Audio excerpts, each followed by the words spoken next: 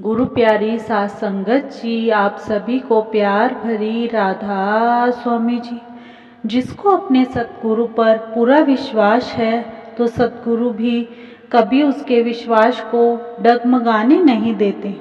अगर सतगुरु एक बार उसका हाथ पकड़ लेते हैं तो वह कभी नहीं छोड़ते। गुरु पर विश्वास की ही यह एक साखी है। बाबा जी ने कैसे उसके विश्वास की लाज रखी। एक बार एक पति पत्नी थे, वे सत्संग पर जाते थे और सेवा भी करते थे। जब उनके मन में नाम लेने की इच्छा हुई तो वह ब्यास गए नाम लेने के लिए। पहली बार में ही पति की पर्ची कट गई, लेकिन पत्नी की पर्ची नहीं कटी।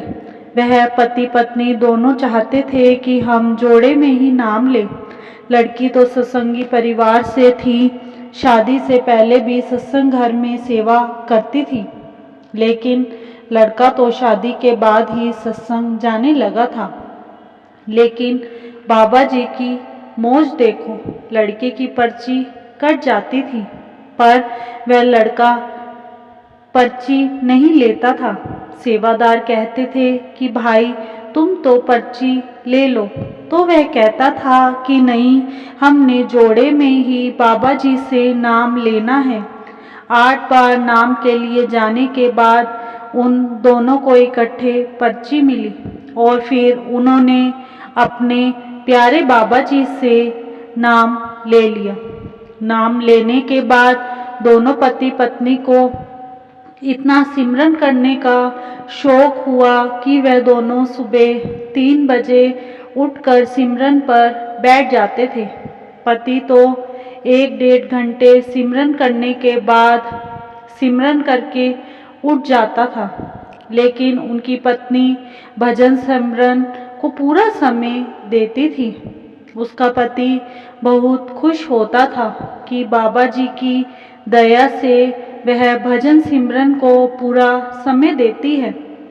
वह इंतज़ार करता था कि वह सिमरन करके कब उठेगी तो उसका पति उसके लिए चाय बनाकर रख देता था और दोनों इकट्ठे बैठकर चाय पीते थे और फिर वह 6 से 8 बजे तक सत्संग घर में सेवा पर चले जाते थे।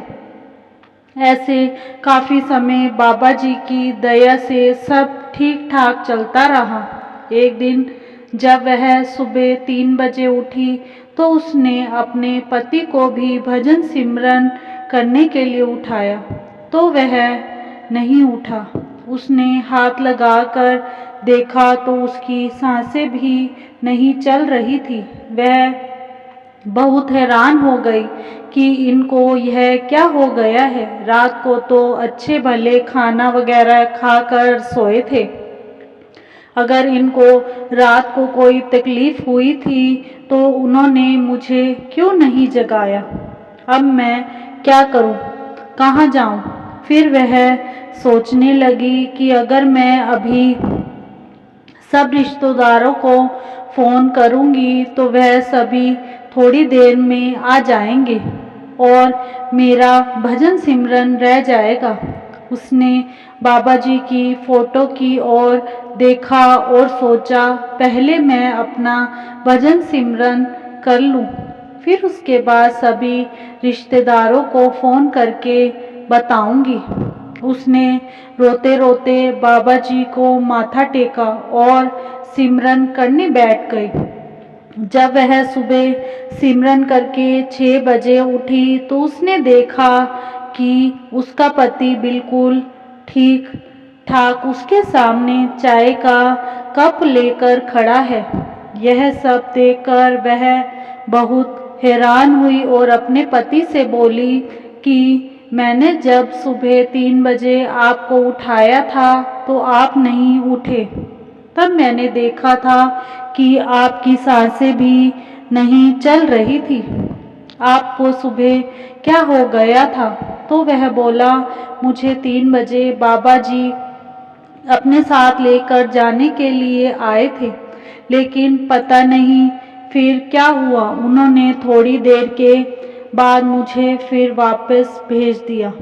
वह बोली, मुझे अपने बाबा जी पर पूरा विश्वास है कि बाबा जी जो भी करेंगे हमारे लिए अच्छा ही करेंगे।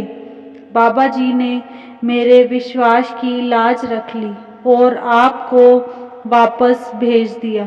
वैसे ही एक बार एक सत्संगी परिवार था। वह बहुत भजन सिमरन करता था और पाकिस्तान में रहता था। आज़ादी के बाद दंगे भड़क गए तो उसकी बीवी ने कहा कि हम भारत चलते हैं। तो सत्संगी बोला कि मेरे को अंदर अभी मेरे सतगुरु ने मुझे कोई इशारा नहीं दिया है वहाँ जाने का।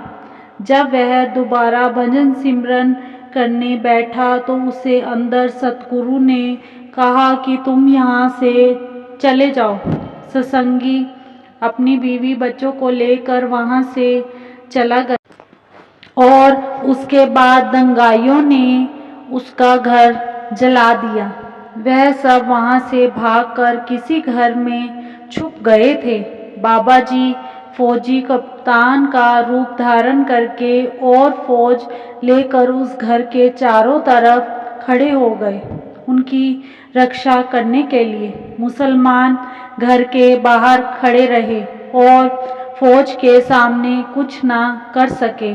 उस सत्संगी को बाबा जी ने अंदर निर्देश देकर कहा कि सुबह 5 बजे जो ट्रक आएगा तुम उसमें मत बैठना, जो ट्रक 7 बजे आएगा तुम उसमें जाना।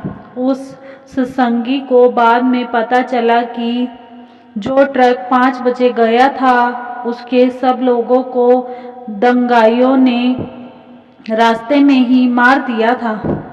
वह 7 बजे दूसरे ट्रक से अमृतसर आ गए और उसके बाद वह ब्यास चले गए। संगत जी, सतगुरु जी अपने शिष्यों की हर वक्त कैसे संभाल करते हैं और शिष्य को भी अपने सतगुरु पर पूरा पूरा विश्वास होना चाहिए। जिसको अपने सतगुरु पर पूरा विश्वास है वह भी उसका हाथ कभी नहीं छोड़ते। बाबा जी बार बार सत्संग में भी फरमाते हैं कि हमें भजन सिमरन पर जोर देना चाहिए क्योंकि हमारा और कोई साथ नहीं देता। जीवन में बस भजन सिमरन ही हमारा साथ देता है। अंत समय सभी साथ छोड़ देते हैं। हमने यह भी देखा है कि अगर थोड़ा सा दुख हमारे जीवन में आ जाता है तो सब किनारा कर लेते हैं। यह रूहानियत की बात है।